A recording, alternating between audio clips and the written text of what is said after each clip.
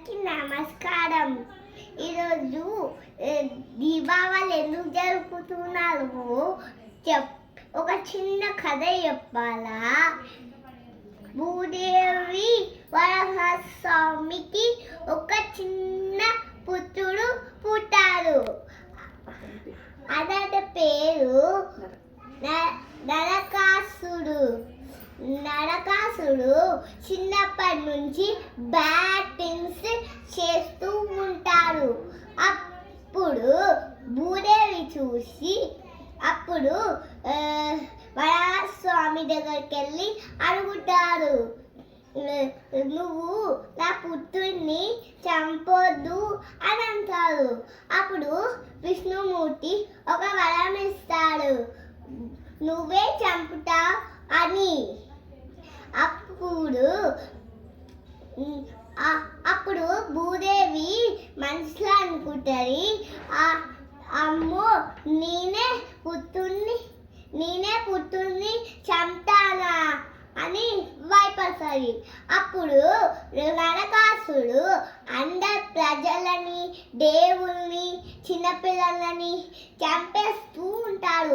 అప్పుడు దేవుళ్ళు వెళ్ళి అడుగుతారు విష్ణుమూర్తి దగ్గరికి వెళ్ళి. అప్పుడు వరహస్వామి వరహస్వామి దగ్గరికి వెళ్ళి అడుగుతాడు, నరకాసుడు అందరినీ, పిల్లలని, దేవుళ్ళని, ప్రజలని చంపుతున్నారని.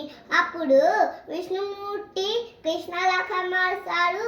అప్పుడు భూదేవి అడుగుతుంది, నేను కూడా వస్తాను నీతోటి.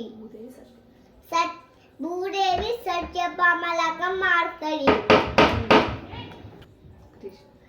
కృష్ణుడు ఇంకా నరకాసుడు ఉద్యమంకి పోతే సత్యభామ నేను కూడా వస్తా అని అన్నది. అప్పుడు నరకాసుడు కృష్ణుడిని పూటప్పేలాగా చేస్తాడు. అప్పుడు సత్యభామ